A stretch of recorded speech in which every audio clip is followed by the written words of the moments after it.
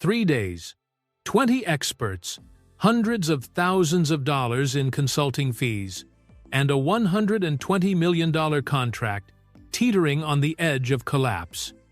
Inside the top-floor boardroom of Harrison Robotics, the air was as heavy as the fog over San Francisco Bay. Error charts bled red, and tangled lines of code flickered across a massive LED screen like a stubborn storm that refused to clear. Just when everyone seemed ready to accept defeat, the door eased open.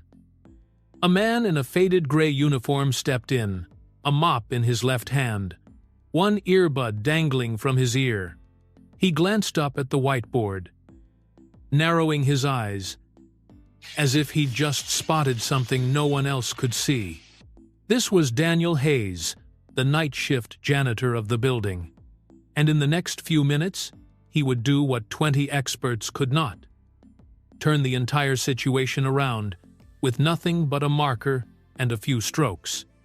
What he didn't know was that, at the far end of the hallway, Olivia Harrison, the coldest CEO in Silicon Valley, had been standing there all along, watching his every move.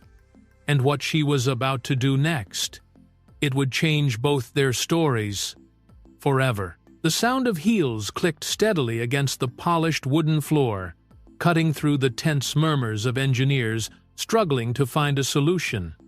Olivia Harrison, 42, stood at the head of a long conference table cluttered with laptops, papers, and cups of cold coffee.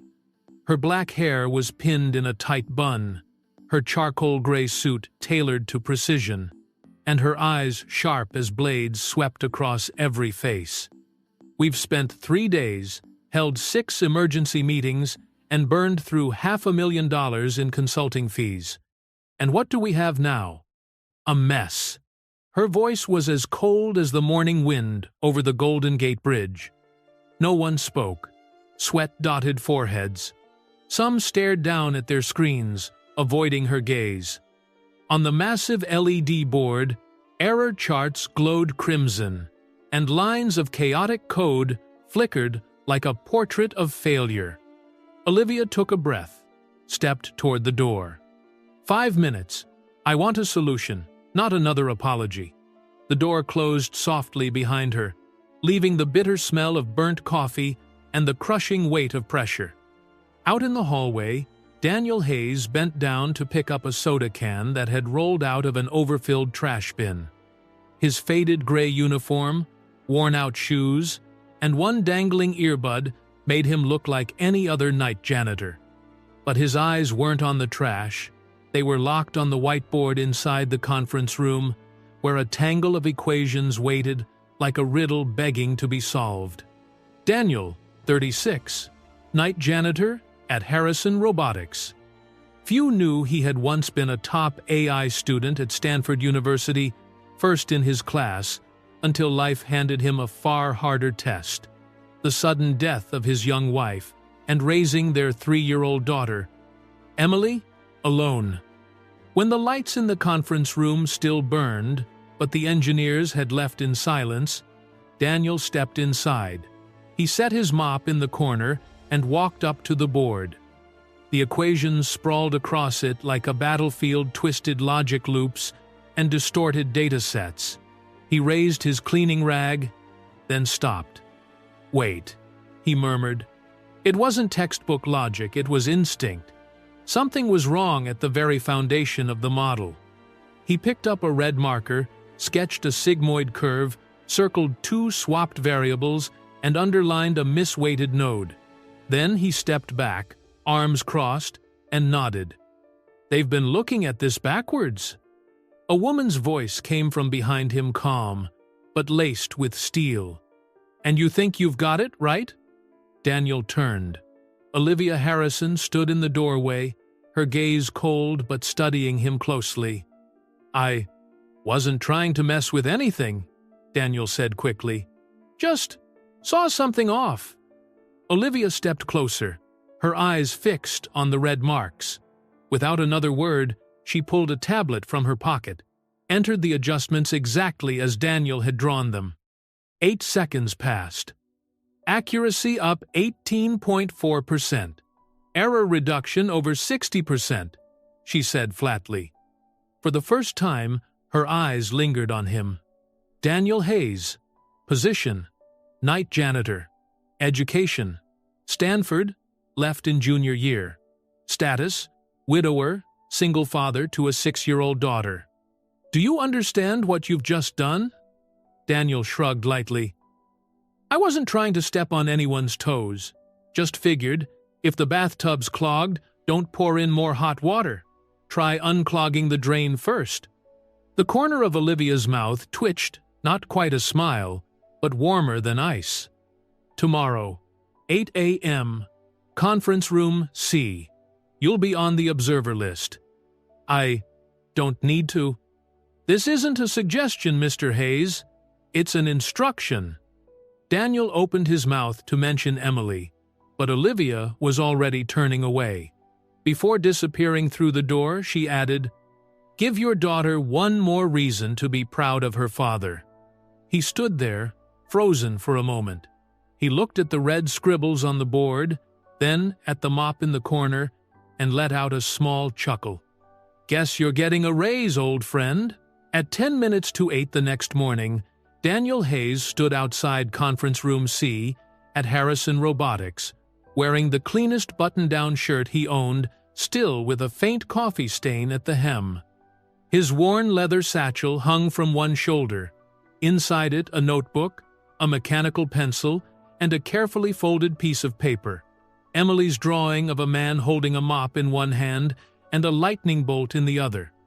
Inside, the air felt heavy, like the moments before a storm. Engineers, project managers, and data analysts clustered around the oval table, the main screen filled with diagrams, charts, and updated timelines. When Olivia Harrison walked in, everyone straightened instantly, their conversations snapping to silence. Sunlight from the large windows lit her calm but commanding face. She glanced around once, then pointed to an empty chair near the edge of the table. That's your seat. Daniel didn't question it. He just nodded and sat, his plain work shirt looking out of place against the sea of tailored blazers. Olivia began, her voice crisp and deliberate. Yesterday, we witnessed a miscalculation that nearly cost us a multi-phase contract and exposed fundamental weaknesses in our predictive loop. But she tapped a button on her tablet. On the screen appeared Daniel's red marker corrections. Last night, someone gave us a gift. This adjustment reduced our training error by over 60%, cut latency by 22 milliseconds, and made it painfully clear that expertise can look very different from what we expect. A low murmur rippled through the room.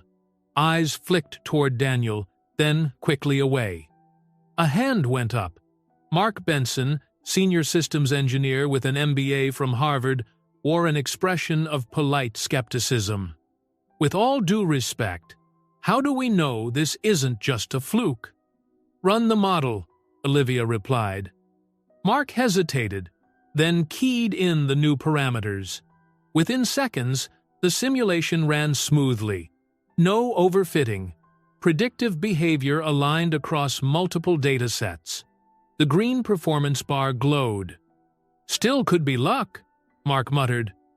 Daniel finally spoke, his voice steady but edged with quiet conviction.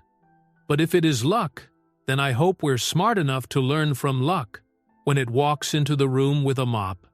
A few quiet chuckles rose around the table. Olivia didn't smile, but she gave the smallest of nods, the kind that acknowledged an unexpected yet valid point. When the meeting ended, Daniel left with every intention of going back to his regular shift. But just before the elevator doors closed, Olivia appeared, holding 2 takeaway coffee cups. You held your own in there, she said, handing him one. I wasn't trying to. Maybe that's why it worked. That bathtub analogy yesterday, that wasn't just a throwaway line, was it? Number, that's how I operate. I fix things I've had to, and I talk to my daughter like she's 6, not 60. So, I explain tech in terms of plumbing, baking, or car repairs. It sticks better that way. Olivia studied him for a moment. Interesting. Useful. Daniel glanced at her. And you always talk like you're managing a courtroom instead of having a conversation? Maybe. I manage what I can control, even conversations. Then, I'm probably your worst nightmare. The corner of her mouth lifted faintly. Possibly, but yesterday you solved one of mine. They stepped out of the elevator together. Neither spoke further, but the silence between them was no longer sharp. It was space held open. Deliberately, in the week following that first meeting, Daniel Hayes's name appeared on more work schedules and internal emails than in all his years on the night shift combined. No longer the guy who mops the floors, he was now listed as an observer for high-level technical meetings, even included in group chats once reserved for engineers and managers. But along with that attention came subtle, heavy changes. Morning smiles became curt nods. Casual questions turned into silence. A few still spoke to him, but with a faint wariness, as if afraid of being associated. In the elevator, Daniel caught fragments of muttered words, "Shortcut," "Lucky break," followed by soft chuckles behind his back. On Thursday morning, during a progress review for algorithm optimization, Mark Benson spoke in a tone that was measured but edged with something sharper. "We're leaning on adjustments that have never been tested at scale. I'm not sure Harrison Robotics' clients will be thrilled to learn that the person who made them never finished college." The room went still. A few glances slid toward Olivia, waiting for her response. Daniel sat quietly, twirling a pencil between his fingers, his gaze fixed on the data board. Olivia looked up, her voice low but cutting through the air. "Clients care about results, and the results are speaking for themselves." Mark tilted his head slightly, pressing his lips together, but said nothing more.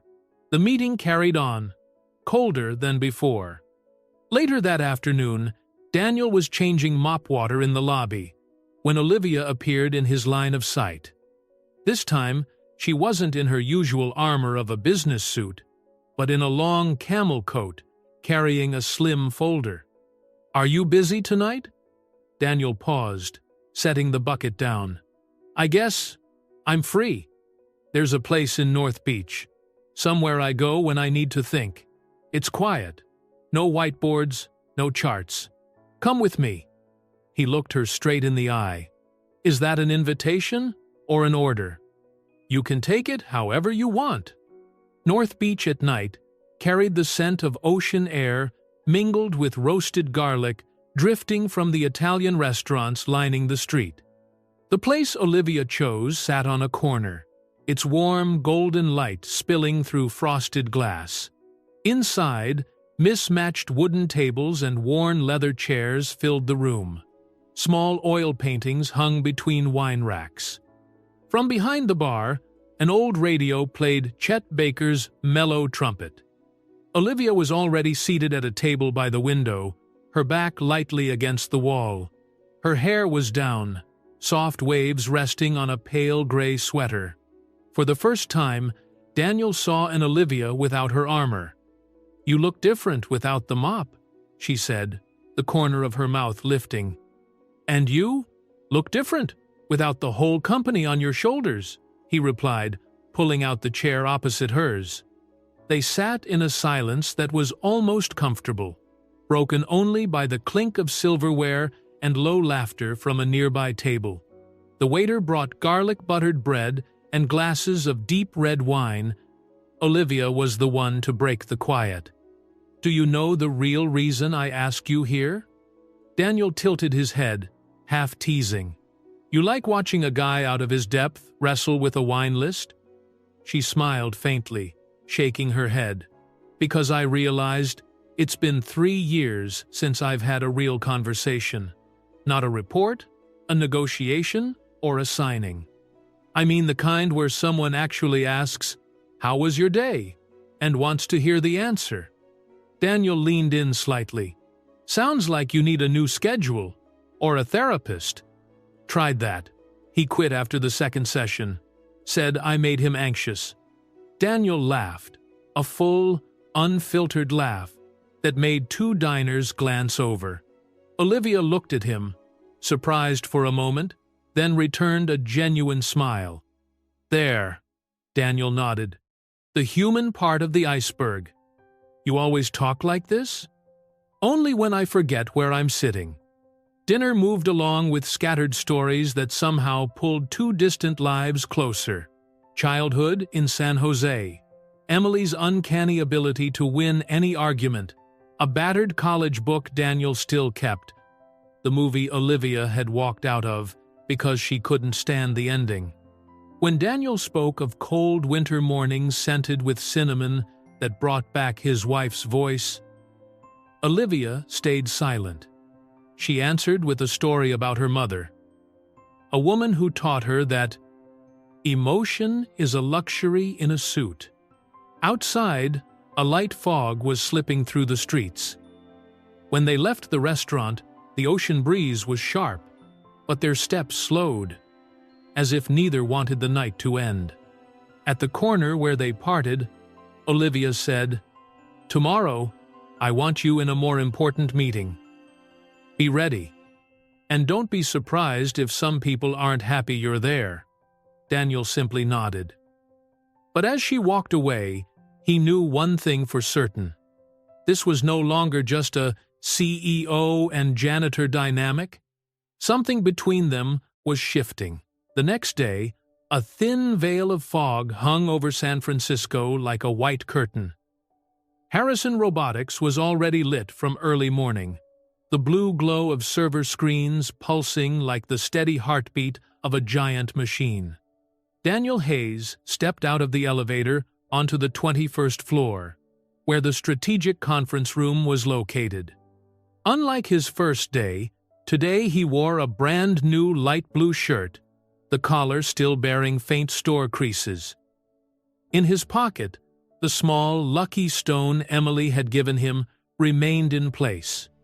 The moment he entered the room, he felt the difference.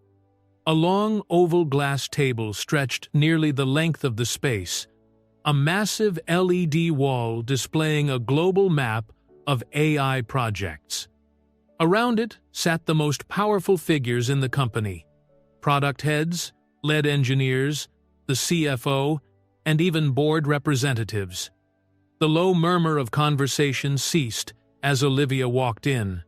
She didn't sit immediately, but gestured toward an empty chair near the end of the table. "That's your seat." Mark Benson raised an eyebrow, his displeasure barely hidden as Daniel sat down. Olivia opened the meeting. "We're here because the neural lag issue, the latency in our machine learning loop, still hasn't been fully resolved.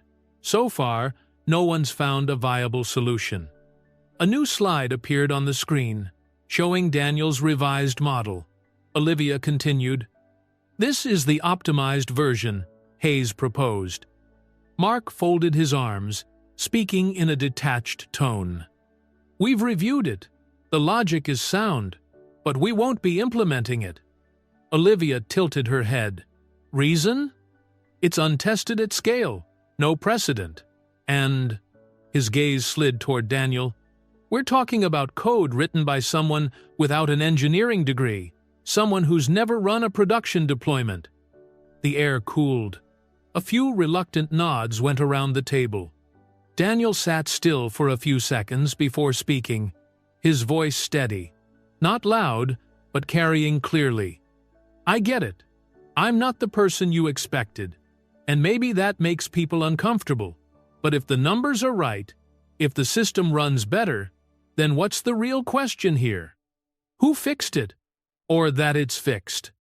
He paused, locking eyes with Mark. "If I were wearing a $1,000 suit with a Stanford diploma, you'd call this innovation. But because I wear a janitor's uniform with my daughter's sticker on my laptop, it's a risk. If a person's worth is measured only by the cost of the mistakes they might make, maybe it's time we measure worth differently. Silence gripped the room. Olivia's gaze stayed fixed on him. Then she said, decisively, "Roll out the update." Mark clenched his jaw but didn't argue. That afternoon, Daniel found Olivia on the rooftop balcony, overlooking the Bay Bridge. She stood with her arms crossed, her coat draped over the railing, the wind catching loose strands of her hair. "The meeting earlier got tense," he said, stepping beside her. "They're used to the predictable." "You're not," Olivia replied, still looking at the horizon. "So, why stick your neck out for me?" She turned toward him, her eyes softer for the first time that day. "Because you remind me of something I used to believe in before I traded it for board seats and slide decks." "What's that?" "That talent doesn't need permission to exist." Daniel gave a faint smile. "Nice idea. Dangerous in the wrong hands."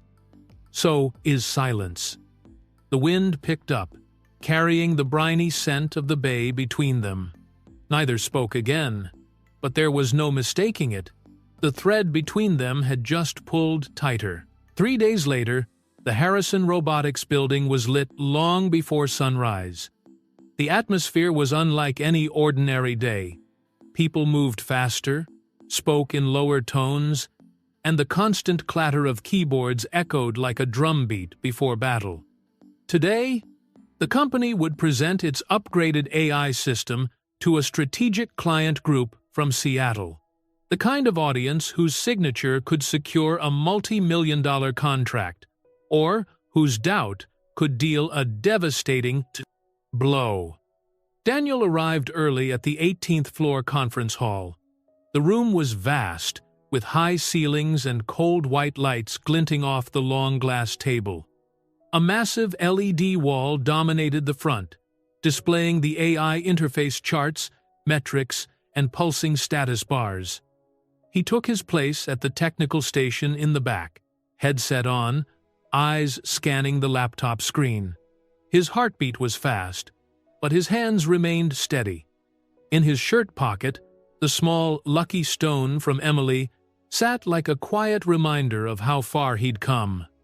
Olivia stepped onto the stage, dressed in a minimalist black suit, no jewelry except a slim watch at her wrist. Her voice rang clear through the mic. "Thank you for being here. Today, we want to show you a new level of learning speed and responsiveness in our system." At first, everything went smoothly. The algorithms responded instantly. The simulations ran without a hitch. Clients nodded. A few exchanged murmured comments. Then, like a scratch marring a perfect record, latency appeared.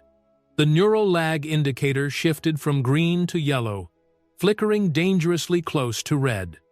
The 3D model on the main display slowed, frames skipping slightly. A ripple of whispers moved through the front rows.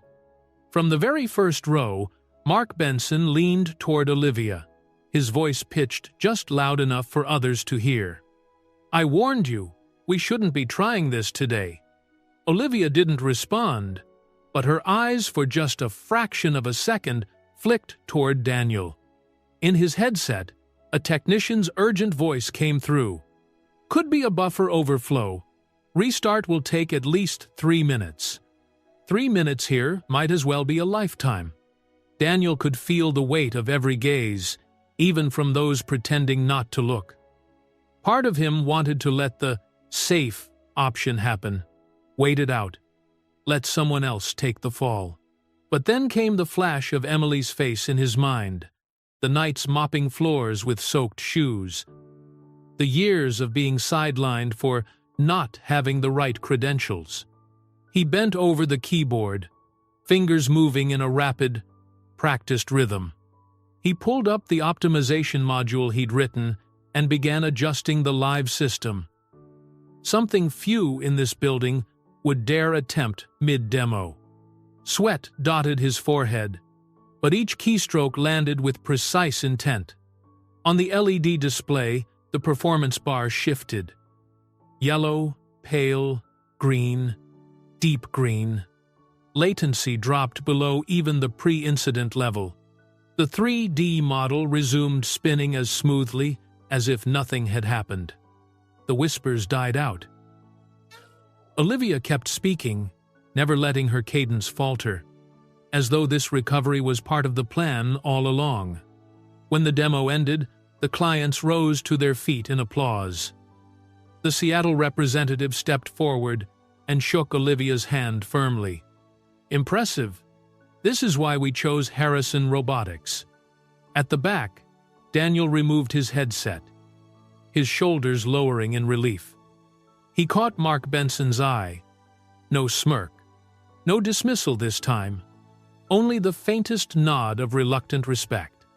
That night, long after most of the staff had gone, Daniel found himself on the rooftop. The city stretched out below, a patchwork of lights veiled in thin mist. The Golden Gate Bridge glowed in the darkness, its reflection rippling in the black water. Olivia stepped out through the glass door, carrying 2 paper coffee cups.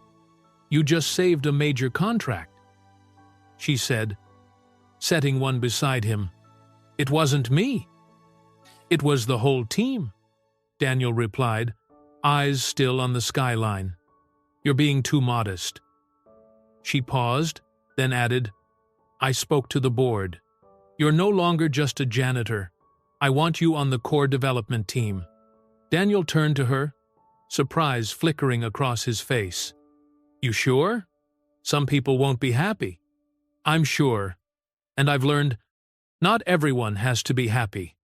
They stood in silence for a moment, the wind carrying the faint sound of waves from the bay. Olivia extended her hand. "Welcome to a new chapter." Daniel took it. This time, his smile held no hesitation, only the quiet confidence of someone who had just stepped through a door that would never close again. Somewhere far away, Emily was asleep, blissfully unaware that by the time her father woke up tomorrow, his life would be forever changed.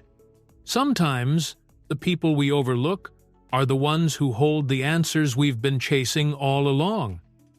And sometimes, the smallest act of trust can turn into the biggest leap forward.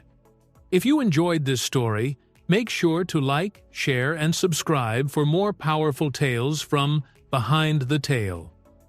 And don't forget to turn on the notification bell and heartly so you never miss the next one. Where are you watching from? Drop your city in the comments. We'd love to hear your story.